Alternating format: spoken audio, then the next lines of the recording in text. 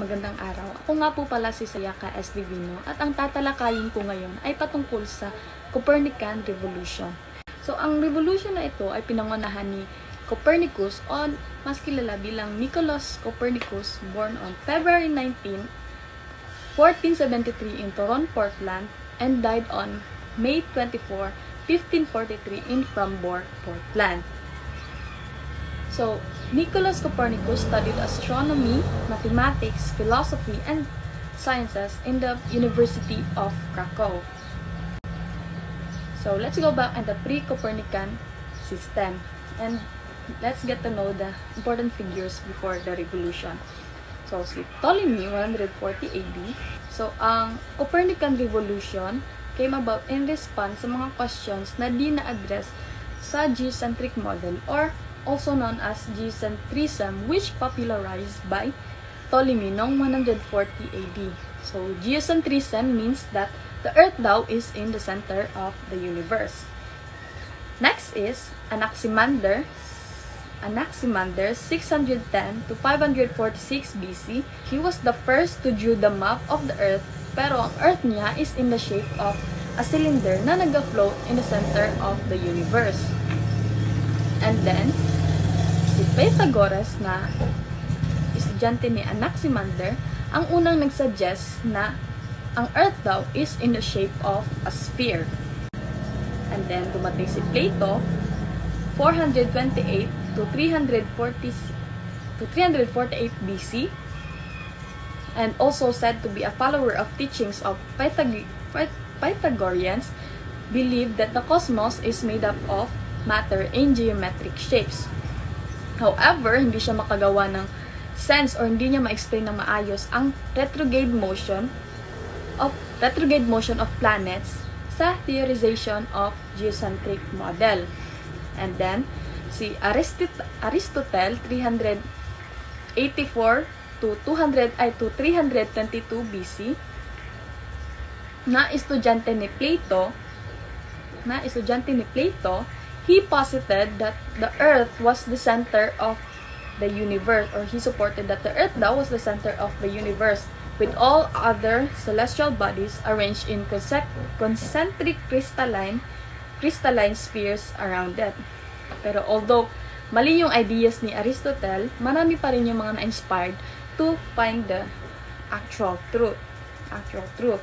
And then si Ptolemy na 100 to 170 AD, yung geocentric model na pinapolarize niya was openly accepted during that time kasi wala din namang ibang nag-search about it or walang ibang nag-debunk nito until dumating si Copernicus.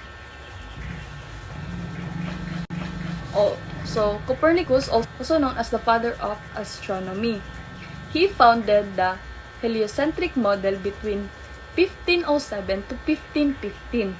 He's also an apprentice of Domenico Maria di Novara na nag-introduce kay Copernicus to studies on Johann Muller's Epitome and Almagestum Ptolemy or Epitome of Ptolemy's Almagest and the Disputationes Adversus Astrologiam Divinatrisem, or also known as Disputations against Divinatory Astrology, which yun din yung mga studies na might nag-help kay Copernicus na mabuo or ma-develop yung heliocentric model niya. So, si Copernicus, he finished his research in 1532, but he was hesitant to publish his ideas kasi alam niya na during that time or during his time, it would be considered controversial by many. And syempre, as a devoted or devout Catholic, natakot siya sa mga possible judgment and religious objections kasi nga din yung mga ancient Greek and mga biblical teachings sa kanila that time is nag-support or mas ginapaniwalaan ang geocentric model ni Ptolemy. So, he published his book entitled Revolutionibus Orbium Coelestium at the age of 70, which also the age of his death. Pero para kay Copernicus, ang geocentric model ni Ptolemy did not explain the occasional backward movement of the planets or mas ginatawag na retrograde motion. Kaya nung between 1507 to 1515, gipropose niya na ang Sun was in the center of the universe and not the Earth. Pero nung na-present niya na yung book niya, konti na lang yung mga astronomers na nagka-interest sa book niya, and mas marami pa rin mga tao na nag-reject sa ideas niya. Ayaw nila itong paniwalaan kasi nga, it went against the popular belief nila, and also nagka-contradict din daw yung ideas niya sa Aristotelian physics. And because during that time, yung physics na kailangan para masuportahan yung ideas ni Copernicus ay hindi pa na-discover or hindi pa nag-exist sa time na yon. So, walang ibang way si Copernicus para ma-validate yung heliocentric model niya. Pero, meron pa rin namang mga scientists na nag-work to validate the heliocentric model despite the opposition of the church. Let's start with Tycho Brahe, 1546 to 1601. He combined the Copenican and Ptolemaic system.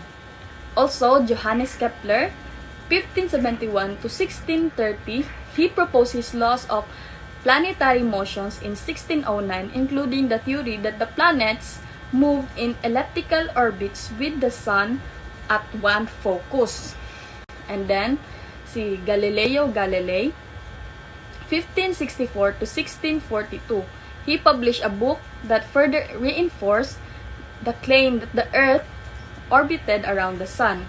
And then, lastly, Sir Isaac Newton, 1642 to 1726. He was the first one to provide the mathematical equations that could prove what Copernicus, Brahe, and Kepler tried to explain.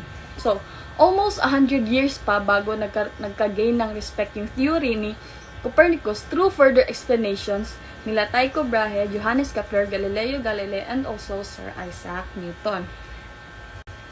And then, let's get to know the key figures of the scientific revolution. First is Giordano Bruno, 1548 to 1600, a martyred Italian monk who spread Copernicus' theory of heliocentric and scientific universe. And then Anthony Leeuwenhoek, 1632 to 1723, the father of microbiology who discovered the bacteria. And then Robert Boyle, 1627 to 1691, considered the father of modern chemistry for his extensive experiment and use of scientific method.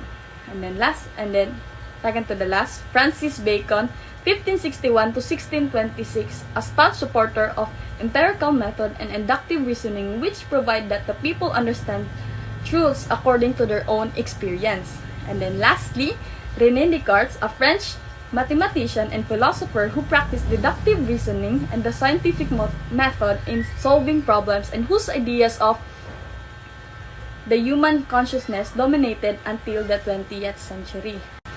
So I hope you learned something about this topic, and that would be all. Thank you.